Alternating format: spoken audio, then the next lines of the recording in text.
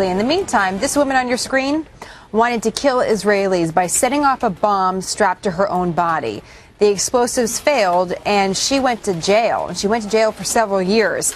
But now she's urging other young women and even children to follow in her footsteps by committing acts of terror. Leland Vittert is live in Jerusalem. He has the first Western interview with this woman. Leland? Hi, Jenny. You know, it's very rare to get a true insight into the mind of a suicide bomber. And you might think that staring death in the eyes would change people's priorities a little bit. In fact, what we found is it only hardens those radical beliefs. And our interview certainly shatters the illusion that those who are driven by hate can have their minds changed. These were supposed to be the last seconds of Wafa's life. Instead, it was the beginning of a prison sentence. This is the moment she pressed the button to explode her suicide belt, and the detonator failed. But staying alive has only made her more determined to blow herself up. I will carry my explosive belt once again. June 2005, Wafa tried to cross into Israel from Gaza with a bomb, ready to sacrifice her own life to kill Israelis at a local hospital.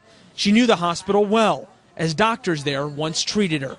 I brought with me the video of when you were going to blow yourself up, when you were caught. How do you feel watching this now? Hard to watch? I am very proud of this. I hope time will come and I will live again the moments in which I was tasting and smelling paradise. Wafa was sentenced to 12 years in jail, but now is home in Gaza, part of a prisoner exchange. Over the past 2 months, Israel released 1,000 Palestinian militants in return for one captured Israeli soldier. She leaves her house every day heading for university to train, of all things, to become a journalist. But her hope is to leave a far different legacy. Now, the Israelis have essentially sealed off the Gaza Strip, creating a virtual prison there. They say they really have no other choice. While the quarantine certainly punishes tens, if not hundreds of thousands of innocent Palestinians, they say with people like Wafa ready and willing to blow themselves up, they have no other choice to do that in order to keep people in this country safe. Jenna, back to you. Leland, that is a stunning interview. I just have to ask you personally, how was it like to do that interview with her? How did it feel just to be in her presence and in hearing that she is ready and willing to go and kill innocent men and women?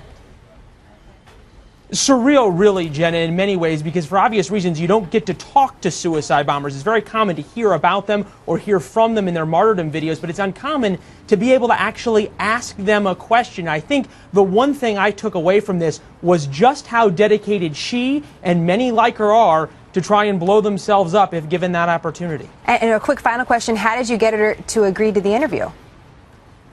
It was quite easy, actually. Our Palestinian producer, a fellow by the name of Ibrahim, who's absolutely fantastic and works with us here in the Bureau, called down to the Gaza Strip. We were able to locate her after she was released in that prisoner exchange, and she was more than willing to talk. Obviously, she has a lot on her mind to say.